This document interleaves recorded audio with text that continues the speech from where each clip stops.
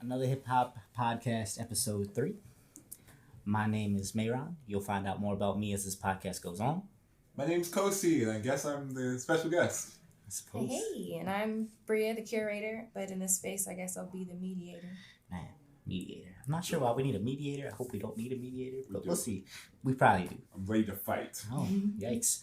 So, Lupe Fiasco. The evolution of Lupe Fiasco. So, on this podcast, we're going to be doing a series called The Evolution of, and we're going to be looking at certain artists that we find very interesting that pique sort of a certain passion point in the community that maybe are overlooked sometimes, or maybe are sometimes looked at too much, and study their evolution. So, with Lupe, I think it's fair to say that he broke, right, on the Kanye record, Touch the Sky. And I think he really broke when he was in the music video.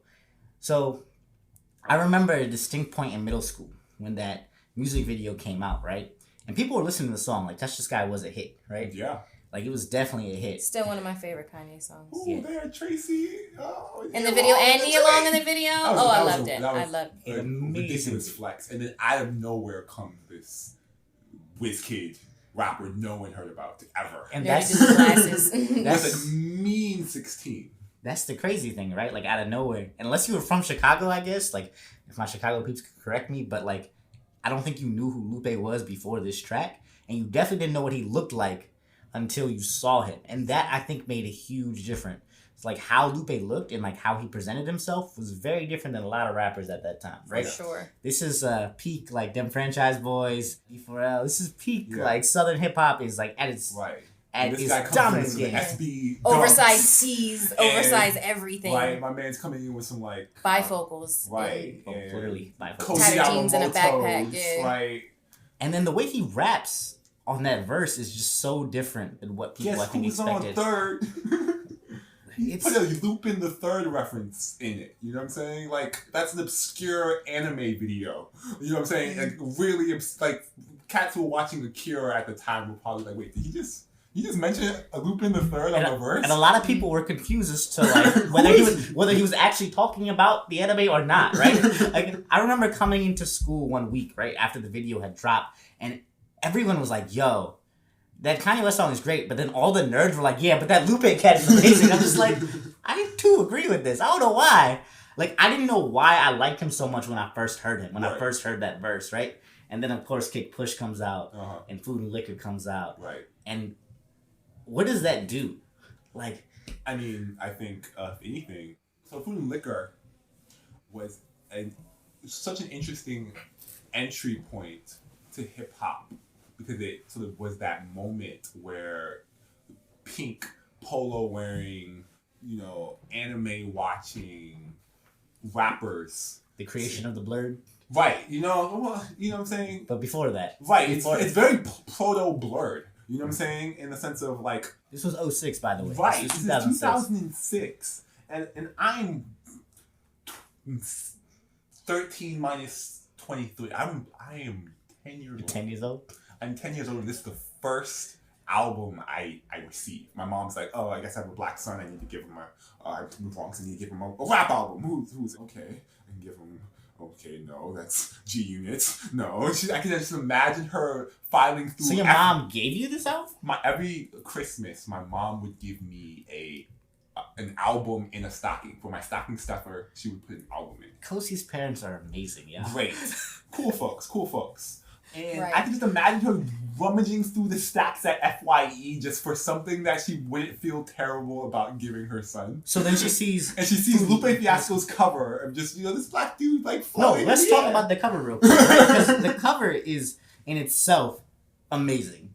Lupe Fiasco's floating in the air. There's like this aura around him, and there are items on the cover. Right. And those items each represent one of like Lupe's interests, one of the things that he likes, things Uh-huh. that make him up. And it's a very different way to, have a rap cover, especially in 2006, right? Sure. Again, 2006 is like, yo, we have 3XLTs. They have like names on them. They're big and they're loud, and it's very different than. And we're shoulder leaning. And we're shoulder leaning, but there's nothing wrong with that, right? And this is not to hate on any of that. It's rather just show how stark the contrast was at the time for Right. Lupe to be doing this, right? Yeah. Because Lupe's wearing a pretty fitting hoodie on the cover, and then the t-shirt. And it's just like, this is like a regular ass outfit that anyone can wear any day of the week. And he's rapping about skateboards and daydreams of robots, which because the thing is, I don't want to say Lupe Fiasco is the first MC to do this, right?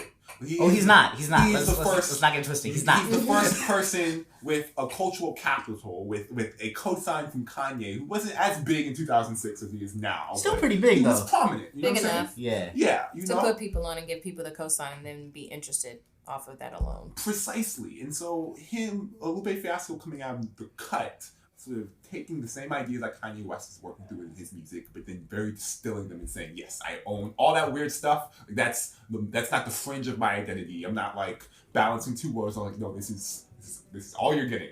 And I'm living in Lake Arbor, PG County, Maryland, with a skateboard, right? You know what I'm saying? With a skateboard that I stole from Target, and I am riding down the street and people are screaming out, "Get a bike, nigga!" You know what I'm saying? And then Lupe Fiasco makes a fair point in terms of getting around places. Like, getting a bike is probably superior. Probably right, but like, why hate on me? You know what I'm saying? Yeah, this is before Lil Wayne fucked up a kickflip. You know what I'm saying, on a video. This is before any of that.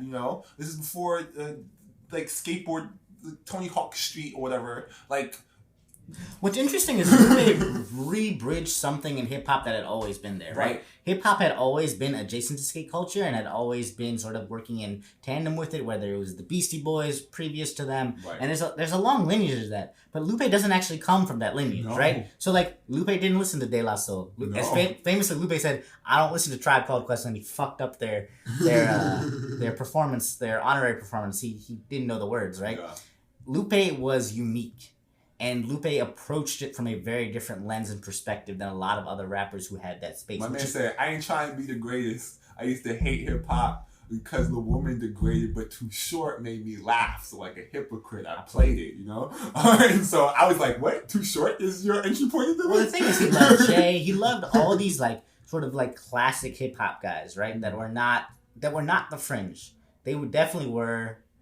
the mainstream, this is what he fucked with. He just applied his own unique mindset to that, right? So you have one of the greatest MCs ever actually coming from not the sides of hip-hop, but the core of it. Right. And that's one of the things that made Lupe so fascinating, right? Is because when you first listen to Food and Liquor, and Food and Liquor, in my opinion, is his best album. I know a lot of people disagree with that, but I think Food and Liquor is a lot of times your first album is your best album, right? You have your whole life to work on. Sure. Up until that point. And it's oftentimes the most coherent and cohesive in message because you feel like this is what I gotta get out, this is what I gotta give to the world, this is the end all be all. You haven't learned to sort of section off things, right?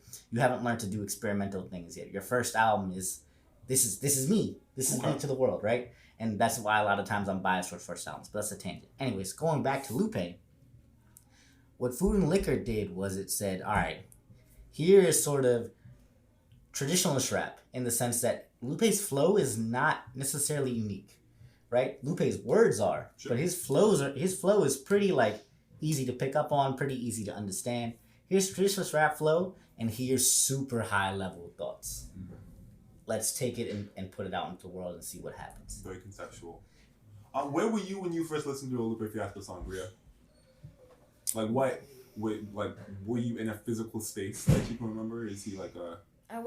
There's not a physical space that I can remember, but that's kind of significant to me because of the way that my childhood was set up and I moved around a lot. So I don't kind of remember like physical places, I think, in ways most people would, like their houses that they've lived in for like 20 years. Mine is like kind of like a feeling or a moment. And it's usually like who I'm with in those spaces because I'm usually with certain people the most frequent. So I remember being in a car specifically. I don't know where I was going, but I'm pretty sure I was traveling because I always was. And I was with my brother.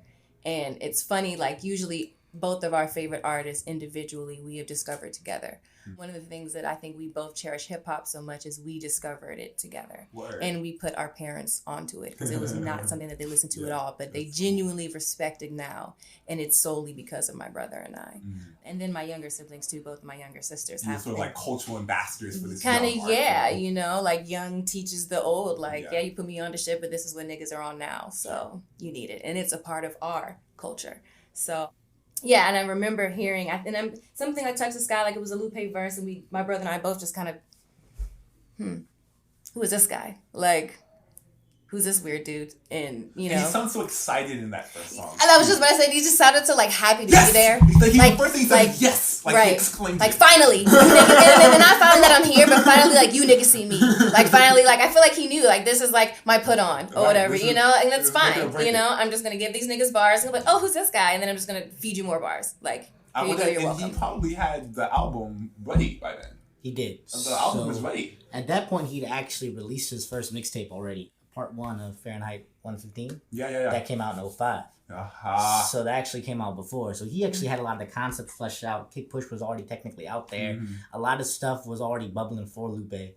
And what's interesting is, like, Lupe Fiasco is, like, a weirdo in a lot of ways, right? But he's also comes from, like, a city that is not unfamiliar to rap. He comes from a place in that city that has a long legacy of rappers and, like, getting on. Sure. Yeah. And if you look at, like, Lupe's, like, family tree, right? If you look at the Commons that have come out, the Kanyes that have come out, the Do or Die, the Twisters, there's a lot of rap history in Chicago. Yeah, very Twister, man. Yeah.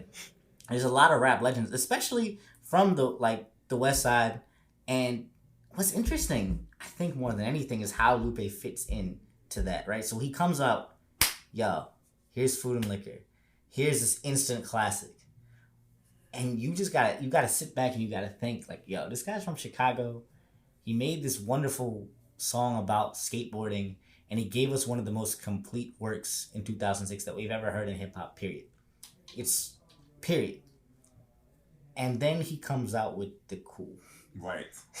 Which I will say is his best album. I will fight you on this. Same. And Food and Liquor is a the closest second. I feel like I can think of. It's a beautiful entry point into the game, and it's Cool. an instant classic. But the Cool to me was a series of tarot cards, in the sense of you know a tarot card is sort of the image of death or the image of the tower. And these are sort of ways to visually represent very epic things in storytelling, very epic things in a cultural mythos. The Cool to me felt like an epic. You know what I'm saying? Well, remember, he introduced the character on Food and Liquor, right? And so that's why I was like, the idea of The Cool coming from, like, a bit of because the Food and Liquor to me felt like, you know, like you were saying, so these are the collections of the things I love, right? Yes. All the things on the album art. This is me. Literally, this is me. Because now you have eyes on me. Now you care about who I am, so let me hip you real quick, and then I can put you on to the real shit. The Cool to me felt like this distilled, very like, this... Now that you fuck with me, I'm going to tell you this tale. Mm-hmm. I'm going to give you... It was his first thought experiment. Right. It was his first foray into thinking and, like, seeing what I can do. And it's so rich speculatively, right? The game, the cool, the die, these things, they always remind me of... It was such a narrative. It's like the this, the that. It was such a narrative. For somebody like Lupe, who I think prides himself on being such a storyteller, especially in his music, which I feel like that's one of the...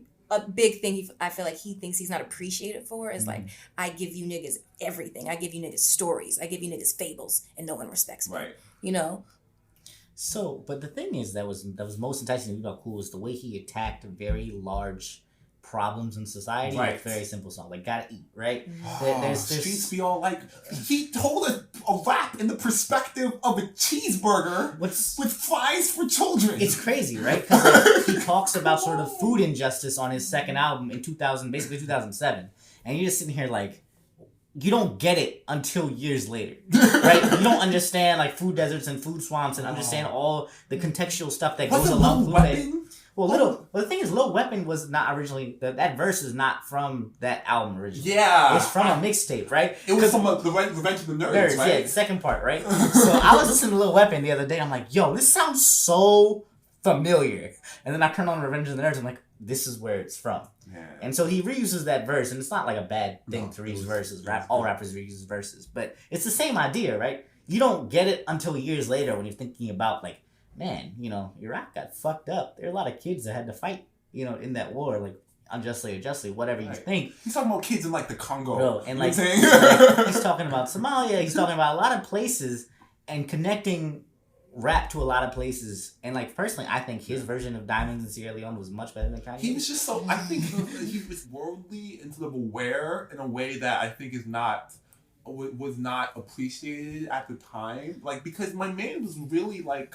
He was really talking about global issues in the time where America was very much like, this is the problems going on in America. Well, Lupe's always very worldly, right? But this comes from a lot of things. Like Lupe... I mean, Wasalu Muhammad Jacob. I mean, Lupe is very Muslim, right? Yeah. And that means something. Lupe's part of a larger cultural canon. The thing is, Lupe is a black Muslim, don't get it twisted. A lot of Muslims will try and erase that part. Word. Lupe is a black Muslim, but he's also very much a Muslim, right? And the way Muslims, especially during that time, had to view the world had to be worldly. Right. In a post 9/11 world, Lupe Fiasco represented for a lot of like Muslim kids like me growing up, like, yo, I want to be like this guy. This is the guy I want to represent to us religion. When people say like, who's Muslim? What does that mean? Like, right? Especially when they're pushing the narrative of Bin Laden, saying everything. It's really great to be like, nah, Lupe's Muslim. Yeah. Like, this is a great example for us, right? And he carried that torch, and he knew he carried that torch because he talked about it. So one of his best mixtape songs ever is Muhammad Walks, right? Which is obviously a remix of Jesus Talks. Yeah, Jesus Walks. Muhammad Talks, rather, sorry. And with that song, you were able to literally show your friends who did not understand Islam something, and they could get something out of it. That's dope. And that was, for me at least, that is why Lupe is one of my favorite rappers of all time, because he took a very hard burden at the time. It's not easy, even in the hip-hop industry, to be Muslim at that time. Because the entire country was not fucking with us. Not saying that they are now, but they were definitely not fucking with us then, right? And Lupe is like, nah, this is who I am. This is what I do. I go to the mosque. I talk about the mosque. I talk about my Islam publicly. And, like, he tweets about it and yada, yada, yada. But the thing is, like, after the coup, and I think this is a symptom of being underappreciated, Lupe begins to sort of go in another direction. Not in a bad direction necessarily, but he starts getting hard to understand, right? Okay.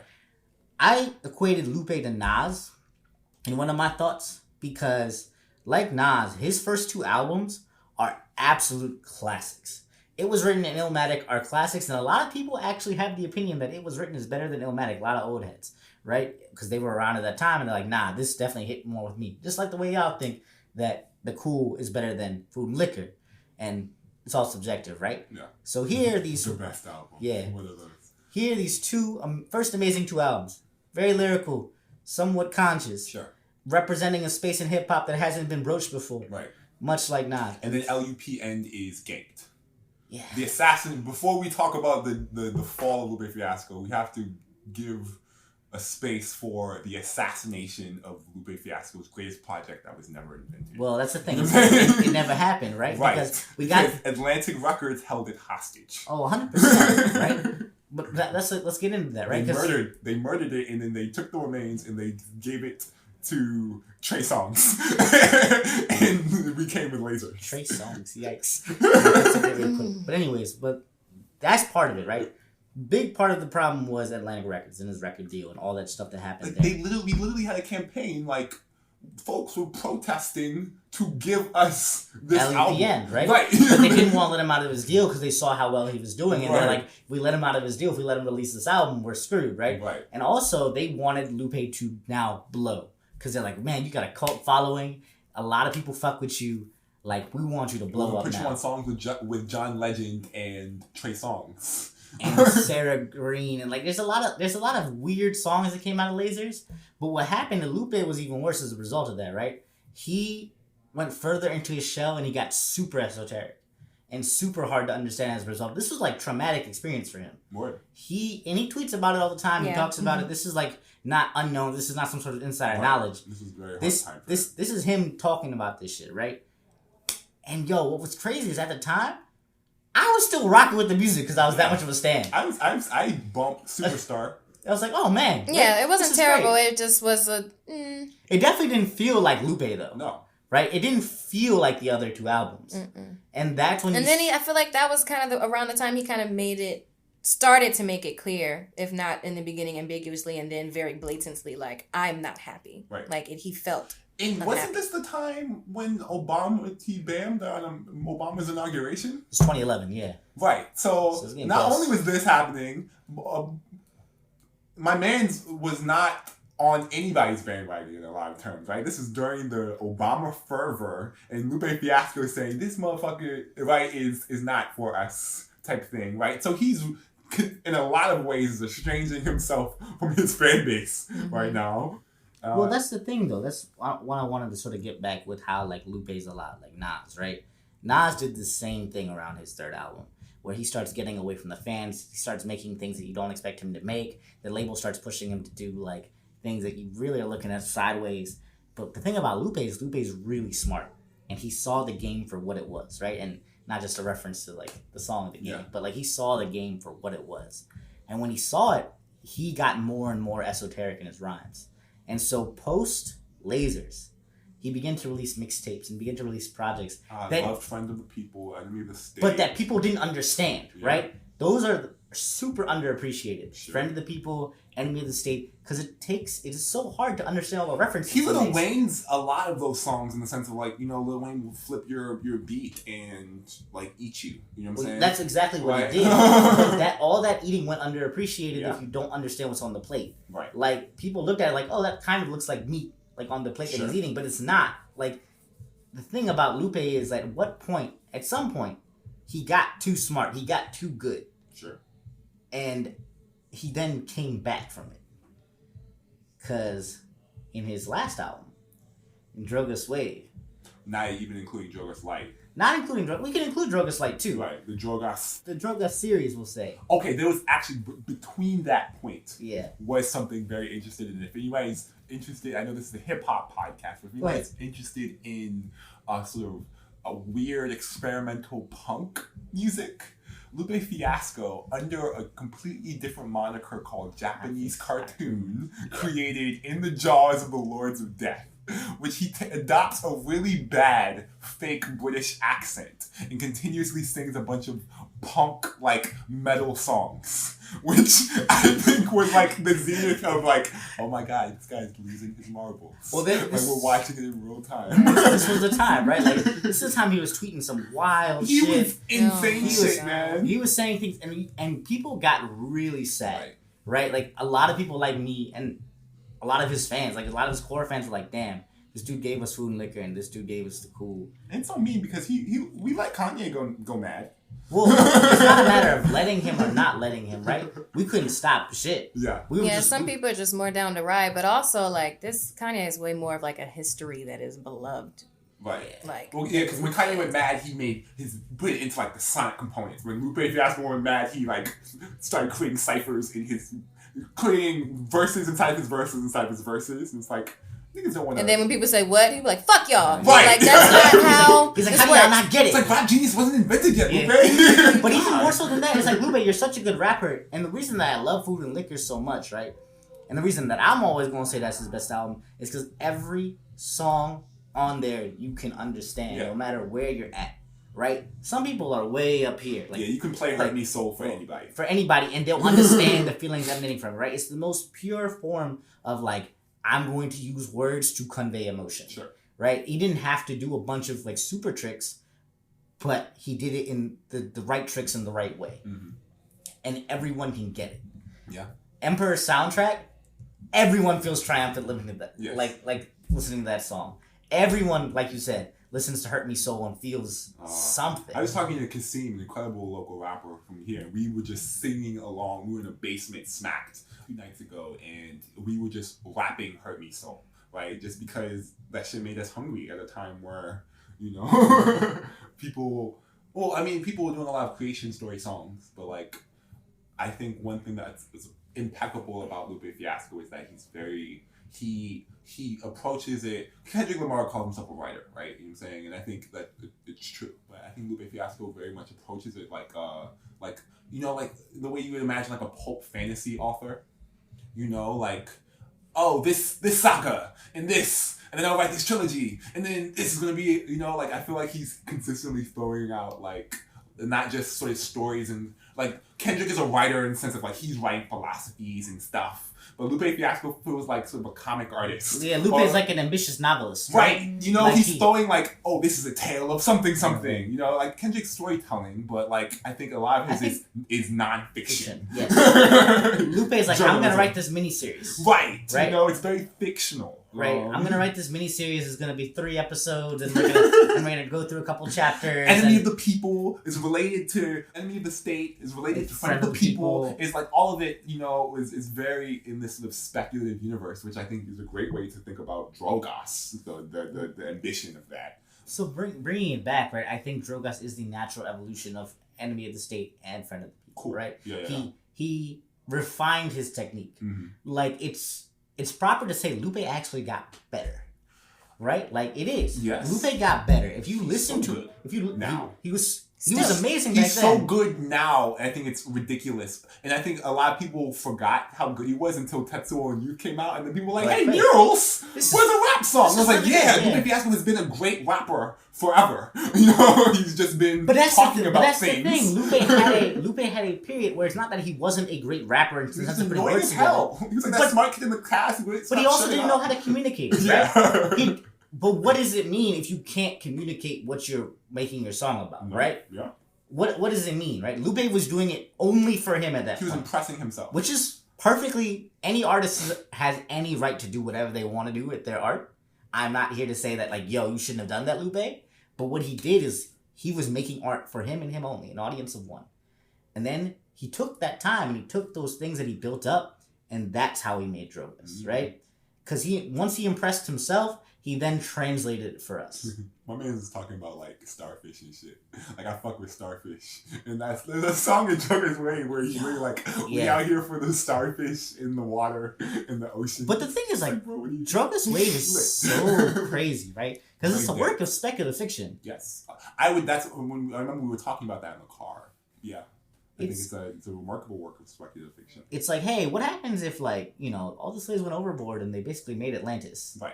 And they just created this society and they had these experiences. Like, what would that look like? What would that sound like?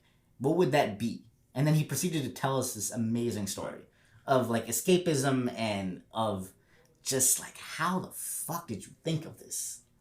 I would say that Lupe Fiasco, I've been attracted to Lupe Fiasco, has always been that speculative element. So I like that he distilled that. And I think the albums, or the tracks that I like the most throughout Lupe Fiasco's career, sort of occupy this magical realist space, this very sci-fi fantasy space. Right? I Gotcha video. Right. You smell it in the Daydream. Daydream is a saga of robots in cop cars driving. Or there's this three dimensionality. Whatever. There's three dimensions in him rapping on Daydream, and you smell it. You feel it again in The Cool. You hear echoes of it even in sort of his remix of P. Diddy's Angels. But like Evil Angels is an amazing song, man. I think that's his talent, really, the vantage point from where he's seeing things, right? You know, like when he's talking about the cop cars doing a drive, or like someone doing a drive-by on this robot, you're like, a giant robot's walking around through the thing, right? So there's this element of something driving around it. You know, like when you're underground, he's thinking of My Cool Young History, like him digging out of the ground. There's this very visceral, sort of physical in his descriptions and his rhyme schemes and stuff like that. There's always this vantage point that makes me, you know, do you remember the song where he talks about the box? That's the first song I memorized, the instrumental. He just sits and watches the people in the boxes. Everything he sees, he absorbs and adopts it. Yeah. He mimics and he mocks it. He really hates the box, but he can't remember how to stop it. Like, oh my God! But I'm saying that is a perfect example, I think, of what you're talking about, right? Yes. It's like Lupe is looking at society and he's like, well, here, this is something that controls us. And it's like codes. And take a look.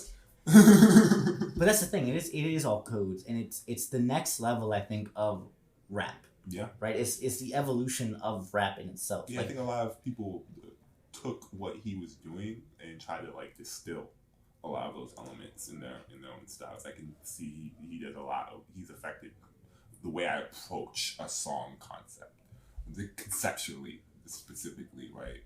I'm like, cool. This is cool. I could talk about this thing. Lupe Fiasco found a way into the piece, or the way we talk about this in sort of poetry workshops, right? It creates a layer of abstraction, right? Like, what is the entry point into the thing, right? Well, okay, cool. We're talking about food scarcity. Cool. I'm going to speak from the perspective of this cheeseburger.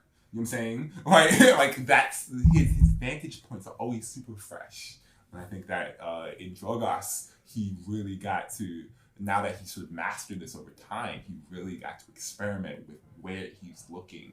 what's wild about Drogas is Drogas means drugs in Spanish, right? Yeah. And what he's doing with Drogas is every single, both Drogas Light and Drogas Wave, is creating realities that you would have when you're on drugs. Yeah. Like, this is something you get when you're on a trip. Like, what if the slaves escaped and created Atlantis? Oh, okay. That's So something like you get on a trip.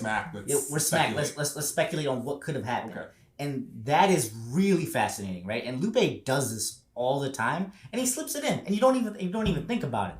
But what's even better about, I think, now Lupe versus like back then Lupe, is he has all the experience and he has all the perspective of like the mistakes he's made, and you can hear it in the music. His beat selection is better. Sure. You can hear it in the tightness of his songs. You can hear that he actually wants to communicate with people now, right? So one of the best eras of Lupe was he had these Sunday morning chats on Twitter.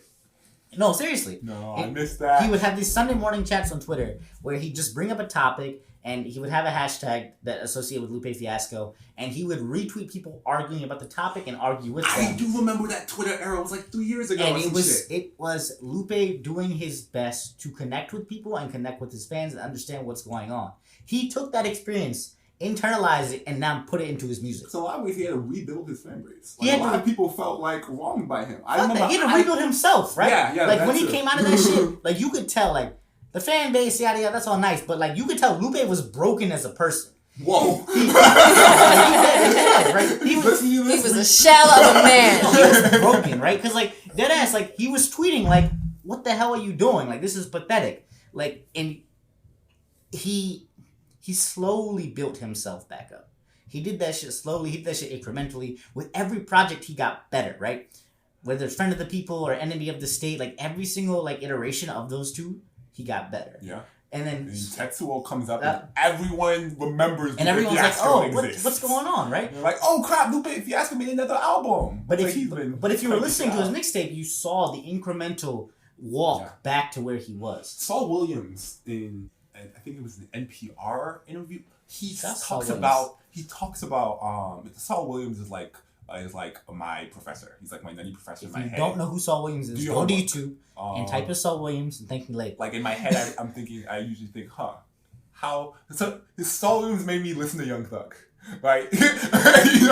So that's a story for another time. But you will tell it. But he talks about ageism in hip hop, and more specifically, how we don't allow rappers to age or to grow it. Right, to grow one thing, that's we don't allow popular artists, we don't allow them to grow, right? But specifically in hip hop, there's this phenomenon, right? When you see sort of like Mick Jaggers, you see the queens of There's rock. not too many Jay-Z's. Right. There's not too many Black like Thoughts. Fucking 87 and they're filling out concerts and stuff like that. And then Black Thought is considered a relic. My man's is like 40 years old. He's hit his prime as a rapper. It's not like basketball. It's not like you age, you get tired. You only get better with time. And that's what happened like with Black Lupe. Thought at 60 is going to ruin like language. Right? But it's the same idea with Lupe, right? Is that he had these 2 classic albums and the people are like, all right, bet. Cool. Then he had one misstep and people were done with him. Like you've betrayed us. Yeah. You're old, you're stale now. And like, then he my man's just like 26. slowly came back to us, right?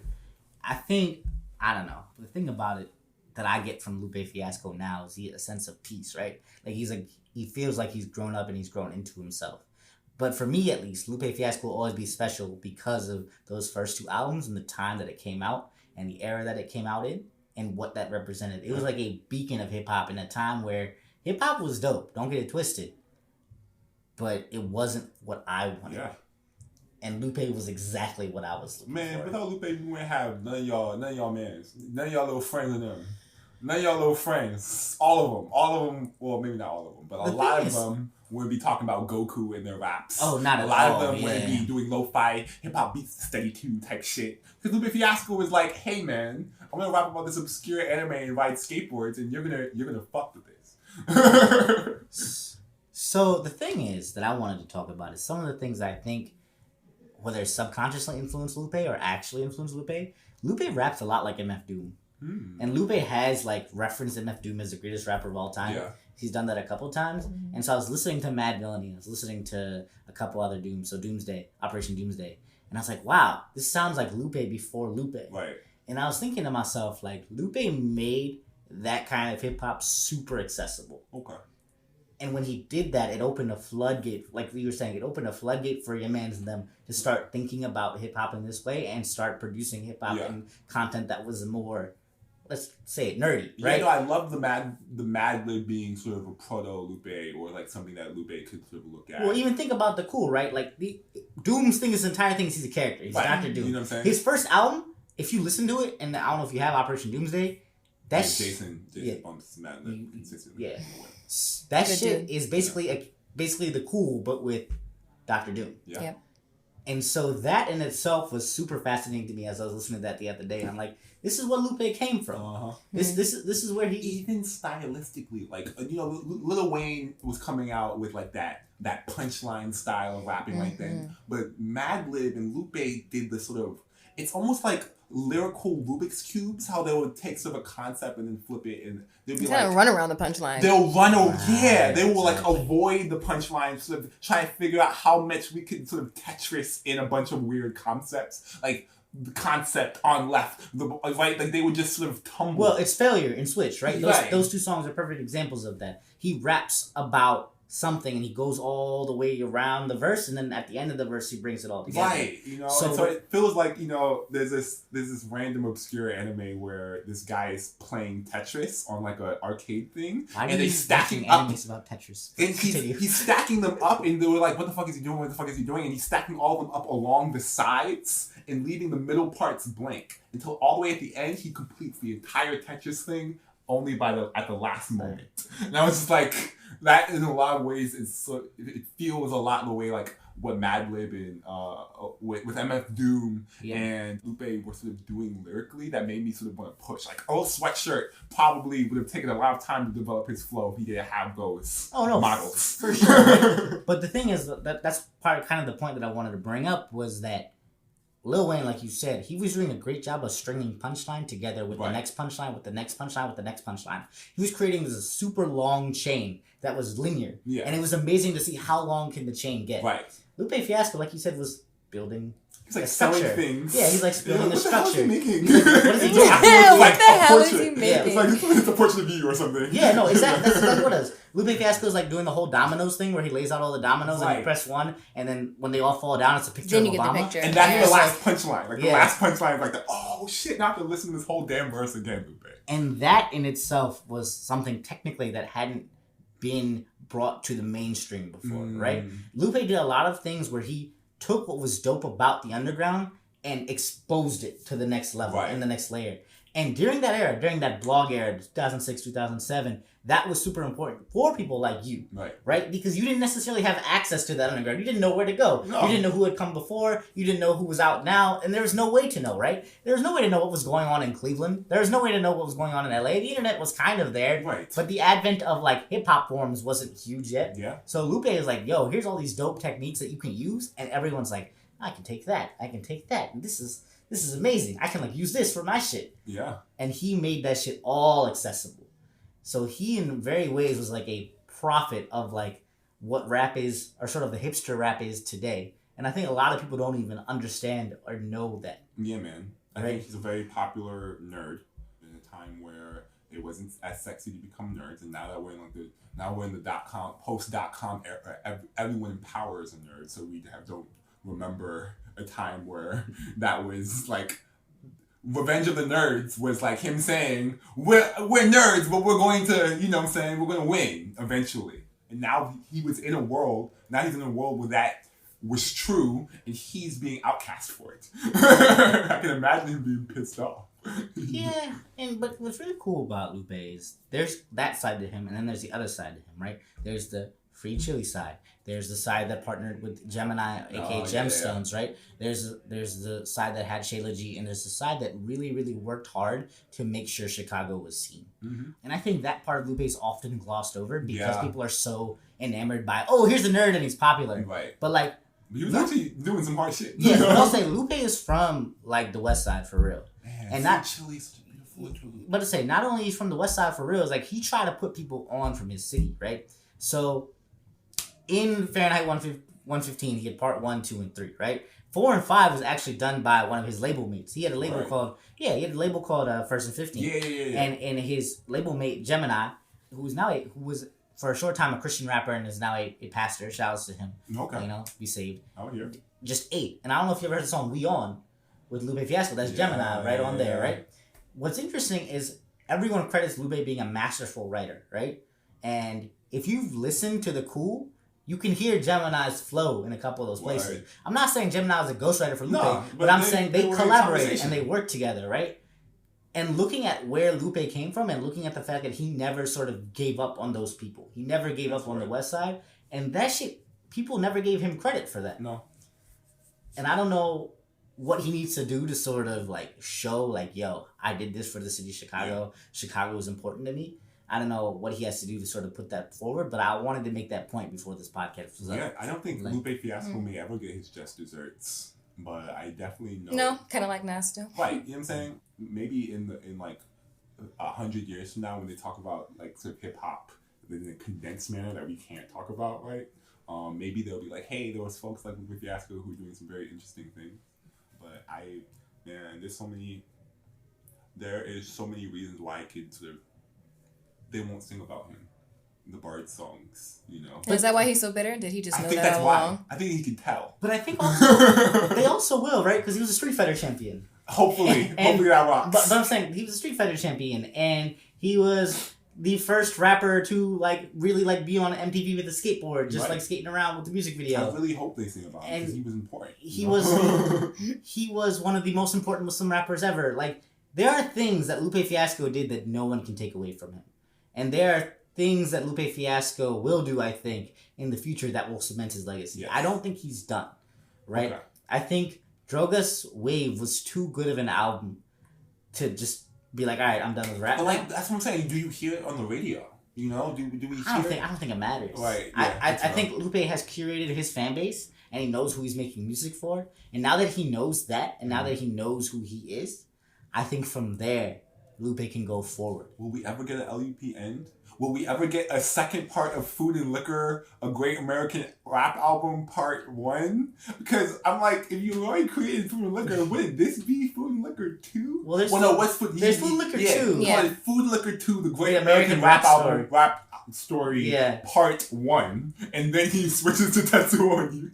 So it's like the George R.R. Martin rap shit, man. Well, he does this thing that Mos Def said, like Restlessness is my nemesis. Like he starts writing and then he can't finish what he started writing, which I prefer because I think if he ever finished, then he'd be actually done. I think the fact that there's always an unfinished story, there's always something to go back to, that is what makes Lupe Fiasco special. And I think more than anything, what he's done for the community is present in artists like you, is present in artists that we see every day, like on the radio now too. And that in itself is special. So, before we go, favorite Lupe Fiasco song? I was going to say favorite Lupe Fiasco song and or verse if you have one. Oh, that's not fair. That's not... Okay. Oh, yeah. So I can put folks on to this. If you take mine, I'm going to be fucking pissed. Life, Death, and Love from San Francisco is on Friend of the People. It's this fucking 6-minute long sort of spoken word piece that he does over a Coltrane song. Yeah. And it is like, it came to me at a time where I was like, man, Lupe Fiasco betrayed me, blah, blah, blah. And then my friend was like, hey, he dropped a new mixtape. And I was like, whatever, cool. Oh, he's still here. He's still out there somewhere fighting for me out in space, right? So that joint, if you can go into some deep cuts, do that one, and then also listen to In the Jaws of the Lords of Death because he has the worst British accent. Like he really thinks no one thought it was him. Oh, great. What you got, Bree? Do you have a verse, Kos? My favorite verse? Oh yeah. Oh God. Or a snippet because he has long. Yeah, man. Lupe Fiasco verses are so fucking long. I would say it, the pressure. With Jay-Z. Yeah. And so it seems that I'm sewing jeans and 1st and 15th is just a sewing machine. So I cut the pattern and he made rap feel like pants. He was rapping about pants. He was. I just can't. It sound good. I can't with him. What you got? Favorite song, I'm kind of going to cheat because it's not just Lupe. That's fine. I don't know if people know that he like joined this like really weird hip hop trio for like we're gonna two Why and a did we half completely seconds. forget about Child I don't know, but I'm because it bringing never it. happened. That's I why. mean, Thank you. I'm bringing it up right now. Please. It never actually happened. No. Yeah, It's so canon. Lupe formed a hip hop trio, I guess, and it was Lupe's idea to form the trio called CRS. Wow. Child Rebel Soldier. Yep. So my favorite song from them is Us Placers. Play that at my funeral. It's just that song holds so much significance, and actually I've been thinking about it ever since you asked me, Kosi, like physically, like that is one song that puts me in a very physical space with my brother in the front seat. He's in the passenger seat. We're in some mall shopping center waiting for my mom to get out of JCPenney's because that's what she did every Saturday for like 5 hours. Yeah. And like we're going back and forth Shouts to playing the sales. song over and over again. Like we play the songs 3 And times they so we love each it. can And rap they love each it. person's verse.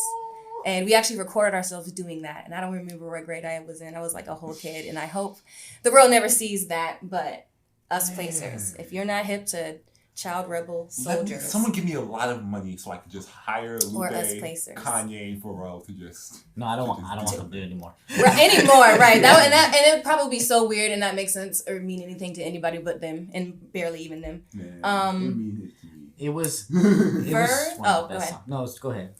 No, go ahead. Verse. Well, one, I guess, yeah, my favorite Lupe verse would be from The Coolest. the coolest. And what? Trying to think what part. Oh, and it was like, can you feel it? That's what I got asked. Do I love her?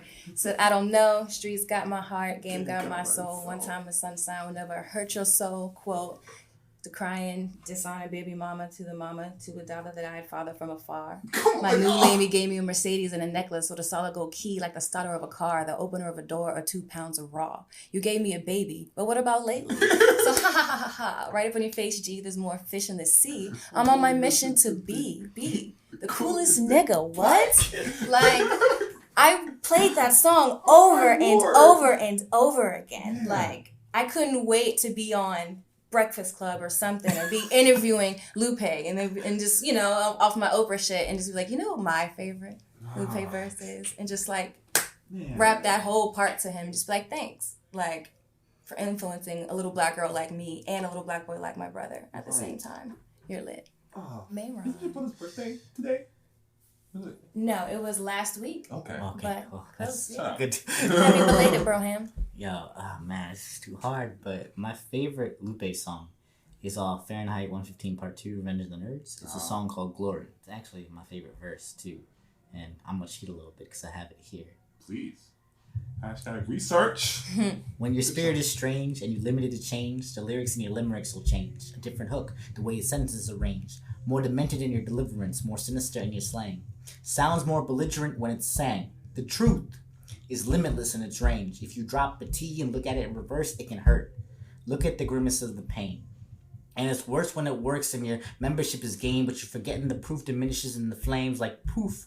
The media pours images in your brains. The score of war, militants are slain. The face of the guilty where innocence is proclaimed, and they filthy.